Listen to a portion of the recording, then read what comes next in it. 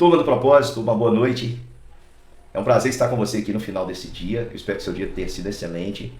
Se não foi, meu querido irmão, ore a Deus, busque ao Senhor, coloque diante do Senhor todos os seus problemas, Ele vai te ajudar na sua caminhada. Eu queria também reforçar o convite para você estar todos os dias conosco nessa jornada, um capítulo por dia, sem falhar. Nós já estamos aí nessa jornada há 75 dias. Hoje, Êxodo, capítulo 25, nós vamos meditar. É um capítulo que é maçante a leitura, eu tenho certeza que você deve ter tido dificuldade de ler, mas quando nós passamos a interpretar o que está escrito aqui neste capítulo, você percebe a riqueza desses detalhes, o porquê desses detalhes. Como falei, não pule nada do que a Escritura revela, tudo que está registrado aí é útil para o nosso ensino, faz parte do projeto todo de Deus para a sua revelação, para a revelação daquilo que é o melhor dele para nós, que é Cristo. O melhor de Deus não está por vir, já veio, que é Jesus na história. E eu queria hoje, olhando para esse texto, mostrar para vocês Jesus. Eu vou tentar, não sei se eu vou conseguir, porque eu não tenho muita experiência, vou tentar colocar algumas imagens no vídeo, para que você possa acompanhar melhor a explicação. Se eu não conseguir não aparecer, eu deixo as imagens aí no grupo para que você possa entender melhor, visualizar melhor o que está descrito aqui em Êxodo capítulo 25. Começa lá dizendo, né, que Moisés pede para que, o Senhor pede a Moisés para que eles recebam a oferta de todo homem que se dispusesse a entregar de coração ouro, prata, e ali ele especifica todos os materiais que vão ser usados no tabernáculo, lembrando que essa decisão, os materiais finos, é para representar algo superior e ser apenas um símbolo. Assim como num casamento, um anel, a aliança é feita de um metal precioso, ouro, para representar a grandiosidade desse sentimento. Assim também esses materiais, não é porque o nosso Deus é um Deus que se ampara nisso, até porque isso tem valor para nós. Nenhuma glória desse mundo pode chegar perto dele. Então isso é apenas um símbolo que aponta para a realidade e nós vamos ver qual é. O principal propósito de Deus para o seu povo é que nós o conheçamos. E para isso nós precisamos nos aproximar dele. Adão e Eva conheciam ao Senhor com perfeição, porque o Senhor se relacionava com eles, não havia nenhum impedimento, não havia pecado. Deus vinha todo entardecer, conversar com o homem todos os dias, aquele encontro diário. O homem pecou, se distanciou de Deus. E agora Deus vai mostrando, nós já vimos aqui várias vezes na Bíblia a aparição do anjo do Senhor, e aquilo causava temor no povo. Todo mundo que via o anjo do Senhor achava que ia morrer. Todo mundo que tinha um encontro com Deus, tamanha era a sua majestade, achava que ia morrer. Nos últimos capítulos que nós estudamos, Deus fala com Moisés e o povo fica com muito medo. Porque, inclusive, eles pedem: olha, Moisés, você fale conosco, o Senhor fala com você e você fala conosco, porque a glória dele nós não podemos suportar. É algo grande demais. Então Deus toma uma decisão de habitar no meio do seu povo. E manda então o povo criar um tabernáculo. Está aqui no capítulo 25, o Senhor diz que vai fazer um tabernáculo para que o povo, para que ele possa habitar no meio do povo. É claro que é um símbolo apenas, porque Deus é maior que toda a sua criação. E ele é onipresente, ele está presente em todas as coisas. E cada objeto do tabernáculo, ele vai apontar para uma realidade espiritual, vai apontar para Cristo Jesus. E eu queria que você acompanhasse comigo aqui a explicação.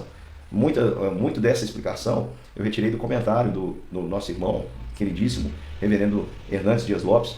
Ele tem uma pregação e também um comentário sobre este capítulo que é muito importante, muito pedagógico, elucidativo, e eu gostaria de mostrar para vocês. Então, Deus manda construir um tabernáculo como um símbolo da sua presença. E é interessante que esse tabernáculo é móvel. Onde o povo vai, o tabernáculo também vai. E o tabernáculo, ele era guiado, né? A localização dele era guiado por aqueles dois sinais que Deus havia dado. Lembre-se que o povo, de dia, contava com a proteção de uma nuvem e à noite com uma coluna de fogo. Quando essa nuvem descia, quando essa coluna de fogo demonstrava ali o lugar, parava, era o local onde havia onde armar o tabernáculo, e ele era armado no centro e as tendas eram armadas ao redor. Isso já tem um símbolo. Significa que Deus tem que ser o centro da nossa vida. Nós precisamos habitar sempre na fronteira do relacionamento com Deus. Nós vamos estar sempre perto do Senhor. Nós não podemos nos distanciar, nós não podemos tomar outro rumo. O Senhor tem que ser o centro da nossa vida e nós precisamos estar sempre contando e percebendo a presença do Senhor ao nosso redor.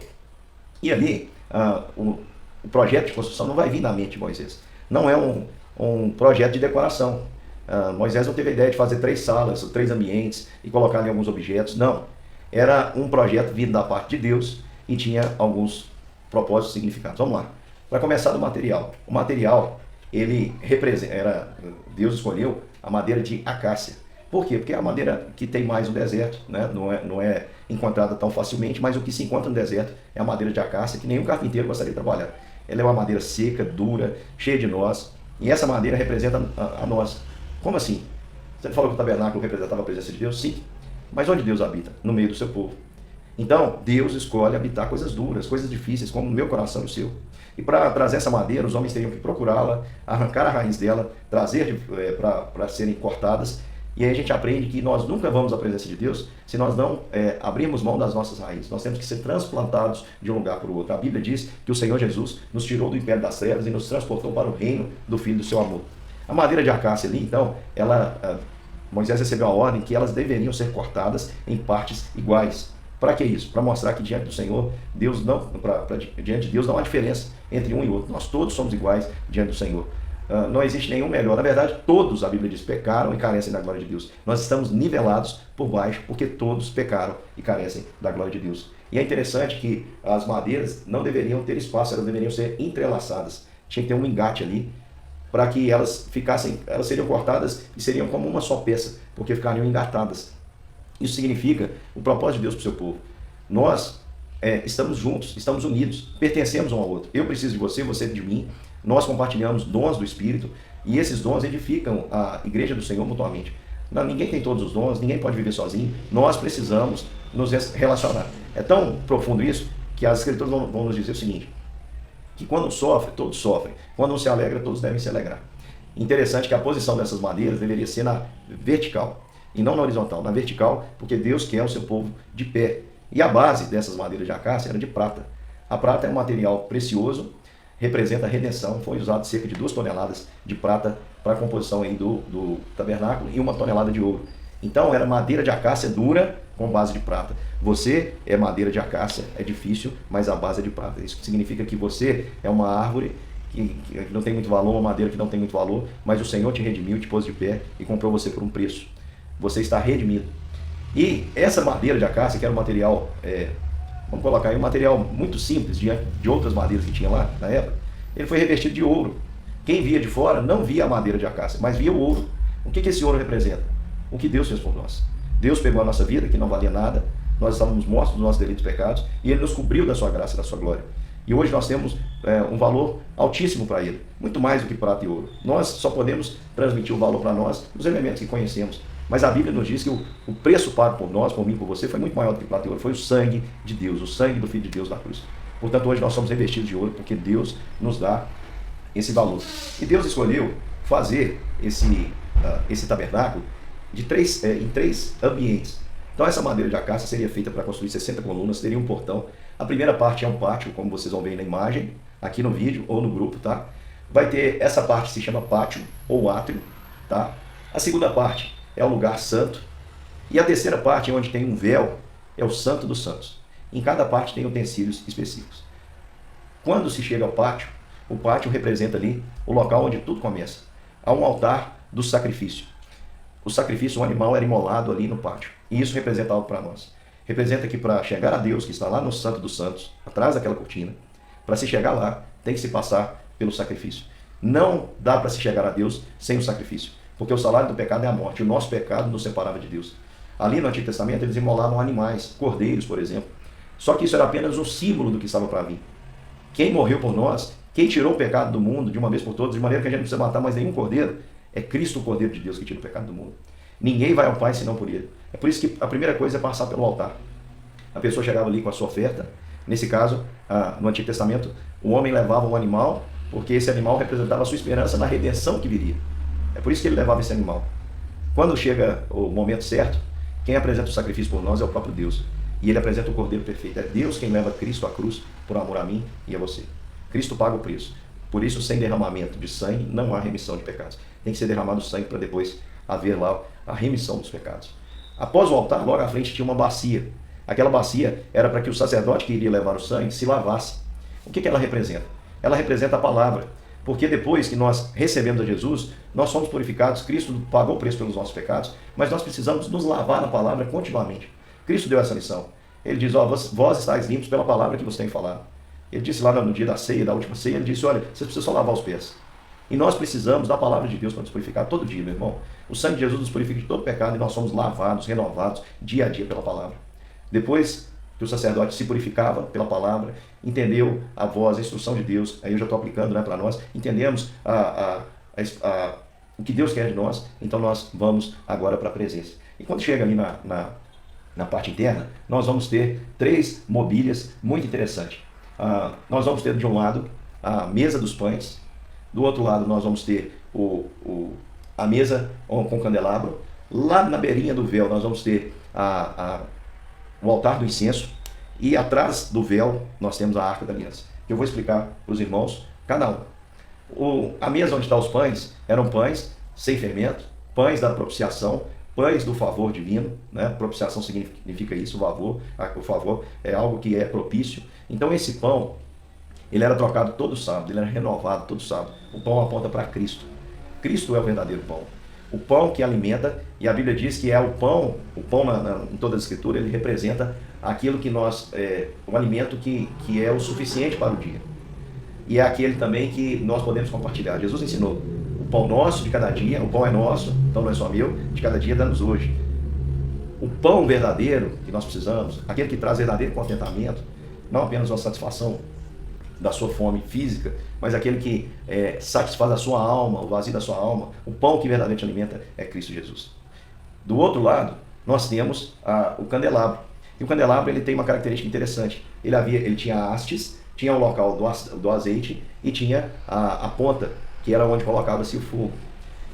O candelabro você sabe que é para gerar luz, por isso aponta para Jesus. Jesus não é só o pão, Jesus não é só a água que purifica lá atrás, não é só o sangue que foi derramado por nós, mas Jesus também é a luz do mundo. E é interessante que Jesus disse, ele compartilhou isso com a sua igreja, que ele disse que nós também somos a luz do mundo. Ele diz, eu sou a luz do mundo, quem crê em mim não andará em trevas. Mas logo em seguida, ele vai dizer também para nós o seguinte, que vocês são a luz do mundo, vós sois a luz do mundo, não se pode esconder uma cidade edificada. Qual que é a luz então que nós temos? Nós não temos luz própria, a nossa luz é do Senhor Jesus. Quem já morou aí na roça, já esteve em um lugar que não tem iluminação, sabe que precisa do querosene para que a lamparina funcione. Se você tentar queimar ali sem o querosene, você vai fazer só fumaça. Por quê? Porque o que alimenta a estopa que está ali, aquele pavio, é o querosene, é o azeite. O azeite representa o Espírito Santo de Deus, que é Cristo em nós. Portanto, meu querido, olha só, a presença de Cristo no seu povo é que faz com que a gente seja luz para os outros. Nós não temos luz própria, nós apenas resplandecemos as virtudes daquele que nos chamou das trevas para a sua maravilhosa luz. Nós recebemos luz e agora nós podemos refletir luz, e isso nós recebemos do próprio Jesus. Então, além disso tudo, ainda tinha um altar lá no centro, pertinho do véu, que era o altar do incenso. O incenso naquela época ele tinha os ingredientes também foram estabelecidos por Deus, lá na frente nós vamos ver, e cada ingrediente ele representava aí, era uma fórmula única, o povo não podia fazer também, né, utilizar, essa fórmula era unicamente para a glória de Deus, e esse altar do incenso ele representava as orações. A Bíblia diz que as nossas orações sobem ao céu como incenso, mas as nossas orações só são aceitas porque nós fazemos em nome de Jesus e porque nós temos um intercessor, e esse intercessor se chama Jesus Cristo. Ele intercede por nós diante de Deus. Só há um intercessor, e esse intercessor, esse mediador é Cristo Jesus. A Bíblia diz que não há nenhum outro mediador entre Deus e os homens, senão a saber, Jesus Cristo, homem. Então Jesus é quem leva as nossas orações até o Pai, ele intercede por nós. Quando nós pecamos, ele nos perdoa. A Bíblia diz que ele é o nosso advogado, é ele que nos defende diante do Pai. Ele é a propiciação pelos nossos pecados. E atrás do véu nós temos ali a arca, que foi dada aqui a ordem para fazê-la também. Ela representa Deus. Mas você vai dizer assim, mas ela foi feita com madeira de acácia, como assim? Sim, porque representa Cristo. Aquele que não conheceu o pecado se fez pecado por nós. Cristo assumiu um corpo insignificante como o que nós temos para mostrar o seu amor por nós. Deus Todo-Poderoso, que enche toda a criação, se fez homem por amor a mim e a você. Só que aquela madeira também é toda revestida de ouro, para mostrar ao mesmo tempo a humanidade e a divindade de Jesus. A humanidade e a divindade de Jesus. Lá dentro dessa arca da aliança vão ter 3 objetos. As tábuas da lei, vai ter também um potinho com maná e vai ter a vara de Arão que floresceu. Vou falar dela em outro vídeo, mas interessante, só para a gente terminar, é que a tampa do propiciatório, o propiciatório, né, que é a tampa, essa tampa se chama propiciatório, aquilo que é propício, ela não era feita de madeiras, ela era pura, ela era totalmente de ouro puro. E por cima dela tinham 2 querubins que pareciam olhar para baixo. E a tampa era colocada sobre a arca que representa Cristo. Por que isso? Por que ela era de ouro puro? Para representar que a salvação que nos cobre é um ato da glória de Deus, da graça de Deus, do Deus Todo-Poderoso soberano. O homem, a madeira não tem lugar nenhum, a madeira de acácia, é só o ouro que vem da parte de cima, só o poder, só a riqueza de Deus para nos conceder tamanha salvação. E os querubins é porque eles estão atentos a essa obra maravilhosa. A Bíblia diz que há festa nos céus quando o pecador se arrepende. A conversão aqui, o receber Cristo como Senhor e Salvador, promove uma adoração angelical no céu. Como os anjos explodiram em louvor quando Cristo nasceu, dizendo, Hosana nas maiores alturas, paz da terra entre os homens a quem Deus quer bem. Então, se Deus nos quer bem, nos vê feliz, quando nós recebemos o seu Filho Jesus Cristo, os anjos também se alegram. É grande aquilo que Cristo, o amor que Cristo tem por mim, por você, meu querido irmão. E isso está representado nesses pequenos símbolos. Eu espero que você tenha entendido, eu espero que você tenha sido edificado. Um grande beijo, desejo a você um ótimo final de semana e um bom restante de noite. E vamos juntos, amanhã terminar essa semana, mais uma semana, dentro desse propósito para a glória de Deus. Um abraço e até mais.